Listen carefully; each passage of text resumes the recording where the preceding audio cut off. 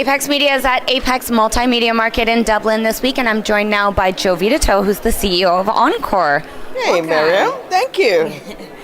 Jovita, we're talking with you guys a little bit about cross-cultural content today, and it's a real forte, I think, for Encore Inflight. So why is that your focus on cross-cultural, humanistic stories, and why do you think that translates so well for the in-flight environment? Yeah, well, I mean, to begin with, on the airline, at any given flight, look around you, there's people from every culture.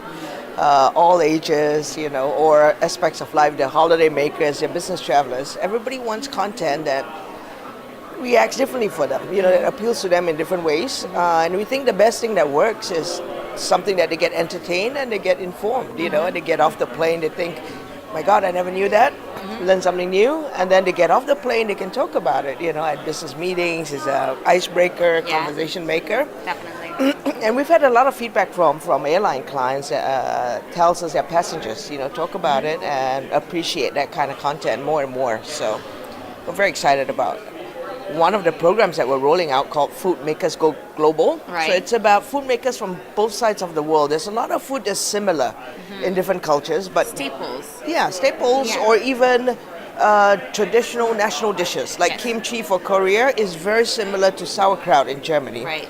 And the way or the processes of making is similar, but both sides never knew how much they can learn from each other, or how sustainable, or how we can make it a sustainable staple food for the cultures. So what they do is they get together, teach each other, learn something, and then they share secrets, and then it becomes a better product or a better process of making things.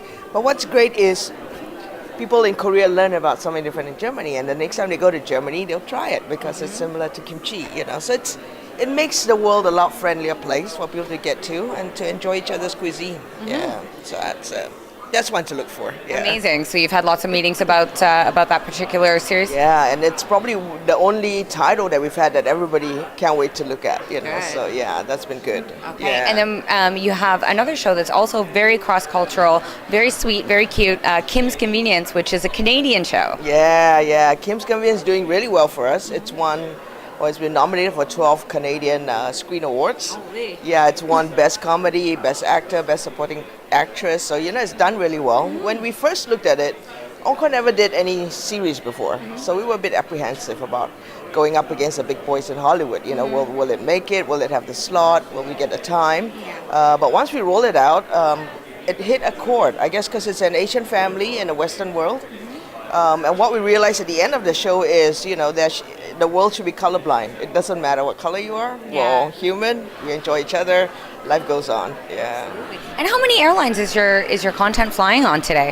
At the moment, we have 128 airline clients across the world. Yeah, so we're very happy with that. Yeah. So business is good, and APEX MultiMedia Market is a big contributor to that, I think. Absolutely, you're right. We started taking a booth in Prague, which is 6 years ago.